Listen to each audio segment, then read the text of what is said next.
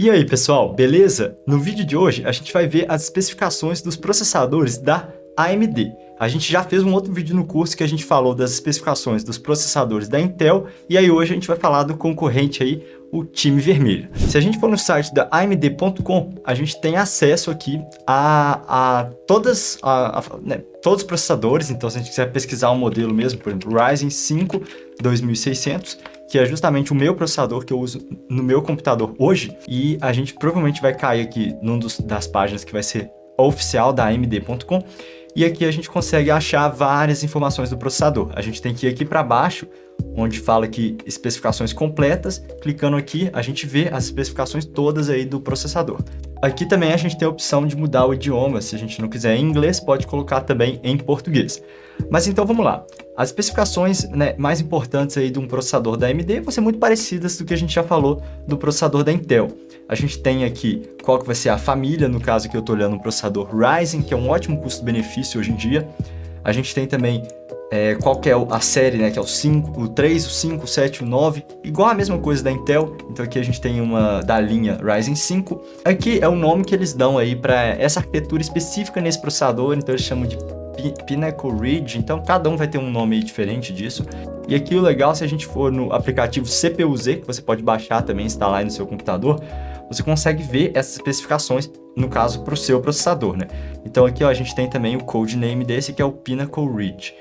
E o meu processador, que é o Ryzen 5 2600. O que a gente tem aqui é que o máximo boost clock dele vai para 3.9 GHz, a frequência de base é 3.4, mas a gente pode aumentar essa frequência se a gente quiser. E é inclusive o que eu fiz no meu, que é o overclock, aumento de frequência.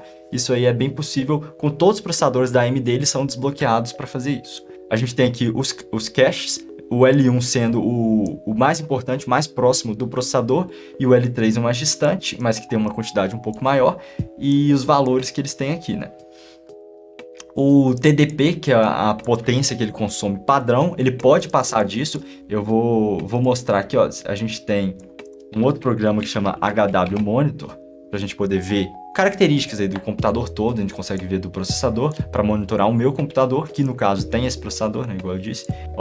A tensão em cada um dos núcleos do processador. A gente tem a temperatura agora mesmo, ele está rodando a 27 graus, ele está bem frio. E a potência, agora mesmo ele não está consumindo o TDP de 65 watts, ele está em 12 watts, que está um uso baixo. Eu só estou gravando a tela aqui do computador, então é pouca coisa que ele está usando. E a gente consegue ver até o desempenho aqui por núcleo, a frequência que cada núcleo está. Então, por mais que aqui fala que a frequência base é 3.4, essa não é necessariamente a frequência que ele vai estar rodando o tempo todo. Ele pode ficar numa frequência menor, como é o caso que ele está agora, 1600 MHz, está numa frequência inferior. Isso para economizar energia mesmo. Se a gente quiser dar um exemplo aqui, nesse programinha aqui mesmo, a gente pode vir em Bench e dar um Stress CPU. Quando a gente der esse Stress CPU, ele vai, olha só, aumentar a frequência chegando em 3650, que é acima de 3400, porque eu já fiz um overclocking aqui desse processador. E a gente vê também o uso indo para 100% aqui em todos. Nesse caso aqui, nenhuma atingiu a boost de 3.9. Eu acho que talvez em algum jogo ele atinja. Aqui nesse teste benchmark aqui ele não atingiu. E a temperatura que estava ali a 27 graus, agora já está chegando em 51 graus Celsius. E aí vai depender muito do cooler que você tem no processador para ele ficar mais quente, ou mais frio aí. Tá chegando perto do TDP dele, 63 watts aqui. Pode ser que ainda passe do TDP, não é garantido que ele vai ficar sempre abaixo desse 65. Em alguns casos ele pode até ultrapassar esse valor. E aqui a gente tem no caso a litografia, que é o tamanho do transistor, em que a gente tem 12 nanômetros, FinFET, que é a tecnologia da fabricação. Todos são feitos para overclock, então aqui eles dão um sim. O socket do processador, que é aquela parte mesmo que ele encaixa na placa-mãe, então ali esse socket é o AM4, compatível com vários modelos aí de placa-mãe. A solução térmica que eles falam aqui nas especificações é qual cooler que vem junto com o processador. Hoje, no meu aqui, eu não estou usando mais o cooler que veio com ele. Eu estou usando um cooler, uma torre de refrigeração a ar e tal. Mas ele já vem com esse cooler aqui que você pode usar também. Inclusive, na maioria dos casos, já é bom o suficiente, não precisa trocar. A temperatura máxima que ele pode atingir, seguramente 95 graus Celsius. Não é recomendado que ele fique aí o tempo todo nessa temperatura. Isso é ele atingir de vez em quando. Agora, que ele fique mesmo, é bom abaixo dos 70, 80 graus Celsius aí, em jogos e tal. Aqui a data que ele foi lançado, suporte sistema operacional, e aqui a versão do PCI Express que é disponível para ele, que ele aceita, né? No caso, esse daqui é o 3.0 x16 com 16 lanes é o padrão. Mas o que importa é que é o 3.0, que é a geração que as placas de vídeo até hoje aí estavam usando. Já tem a 3080 e 3090 que também rodam em PCI 4.0, então esse processador aqui não conseguiria tirar o máximo desempenho dessas placas. Aqui o tipo de memória, DDR4, hoje em dia já está tendo até a DDR5, né? Número de canais que ele aceita, a frequência máxima que ele aceita, e às vezes também pode passar dessa frequência. Por mais que ele diga um valor aqui, na prática às vezes você consegue passar desse valor, dependendo aí da sua placa-mãe e de como você fizer o aumento da frequência de uma memória RAM. Nesse caso, esse processador meu, ele não tem gráficos integrados. Ele até, né, se a gente olhar o código dele, 5.2600, não tem o G. Então, para um processador da AMD de desktop que não tem o G, ele não tem gráfico integrado. Então, aqui não tem informação sobre isso. E fala que a gente precisa de uma placa de vídeo dedicada para colocar nele. Agora, eu vou olhar a especificação de um outro processador, só para a gente ver como exemplo aqui. É o Ryzen 5, também o meu lá que eu estava olhando antes era um Ryzen 5, mas esse é 3400G, com a Vega 11, RX Vega 11 Radeon, né? Então ele tem uma placa de vídeo integrada, justamente tem o G aqui, ele tem a placa de vídeo integrada. Aí as diferenças que a gente vai ver aqui, é que ele tá falando arquitetura, estranho lá no outro ele não ter dito arquitetura, mas essa daqui é no caso a Zen Plus.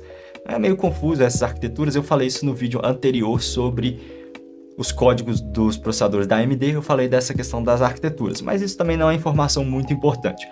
Aqui ele fala o número de núcleos, threads, isso o outro falava aqui também, eu acho que eu passei direto, né? Aqui 6 e 12, nesse aqui ele fala 4 e 8 threads, que agora sim é o SMT. No vídeo da Intel eu falei até errado, não era SMT lá era o HT, que é o Hyperthreading, nos processadores da AMD, quando a gente tem um dobro de threads, né? 2 threads por núcleo, a gente tem o que chama SMT, Simultaneous Multithreading. E aí aqui a gente tem também a frequência de boost, base, os caches, TDP, tudo que eu já falei. Mais informações aqui. Eu gostei que esse daqui ele inclui até mais informações, inclusive quais chipsets são compatíveis. Esses chipsets que estão aqui, A320, B350, B450, X, esses números aí, são os chipsets da placa-mãe que vão ser compatíveis com esse processador. Então, por mais que a sua placa-mãe também aqui, ó, ela tenha o socket, no caso, esse também é a M4, ela tem que ser um desses chipsets para poder rodar com esse processador. Isso também por conta do vídeo integrado, então tem que ter um desses chipsets. Aí aqui também a gente tem informações de instruções, quais instruções são suportadas. Aqui, ó, falando de PCI Express também, que a gente falou do outro, esse também aceita o 3.0. Aqui também fala das configurações de RAID do SSD. Isso eu posso falar num outro vídeo, isso é interessante. Tipo, deixar um armazenamento mais rápido ainda, quando você combina vários no mesmo computador. A gente tem aqui também informações da memória, aqui até a máxima memória RAM suportada, os ranks da memória com a frequência máxima também. Então, se você tiver uma dual rank, a frequência máxima com 2 pentes dual rank é de 2667 MHz. Então, aqui ele fala várias características da RAM e fala também, nesse caso, que aceita a memória RAM de servidor, a ECC. Error Correcting alguma coisa. E essa memória RAM de servidor, ela é muito vendida na China, inclusive, porque junto com os Xeons e tal, não é todo processador que vai aceitar a memória RAM de servidor. Esse daqui aceita. E aí aqui a capacidade gráfica, no caso, que é a Vega 11 que esse processador tem, então ele dispensa uma placa de vídeo dedicada, um ótimo custo-benefício aí para quem quer montar um computador e não ter que comprar uma placa de vídeo mais cara. Aqui então a gente tem um número de núcleos da unidade gráfica, então 11 no caso, por isso que até a Vega 11, quando é Vega 7 tem 7 núcleos, tem a nomenclatura disso aí. E a gente tem mais informações aqui da placa de vídeo integrada. Inclusive eu falo mais no vídeo sobre especificações de placa de vídeo, se você quiser confere lá. Muitas daquelas especificações que eu falei do meu processador, a gente consegue ver tanto no gerenciador de tarefas, aqui ó, o uso do processador, a velocidade que ele está rodando, a questão da velocidade base, os núcleos, processadores lógicos, a quantidade que eles têm, o cache, várias questões estão disponíveis aqui. A gente consegue ver também com o CPU-Z para o seu computador e com esse CPU-ID também a gente consegue monitorar o uso dele. Bom, no geral não tem muita diferença entre as especificações de um processador da AMD para um da Intel. As especificações são meio que universais aí, eles mudam um pouquinho alguma coisa ou outra das tecnologias, como eles informam ali o consumo, né, o TDP às vezes é um pouco diferente, a forma de informar, mas no geral aí são muito parecidos. Essa foi mais uma aula para a gente sedimentar o nosso conhecimento de processadores, e aí eu te vejo então na próxima. Um abraço, até mais, valeu!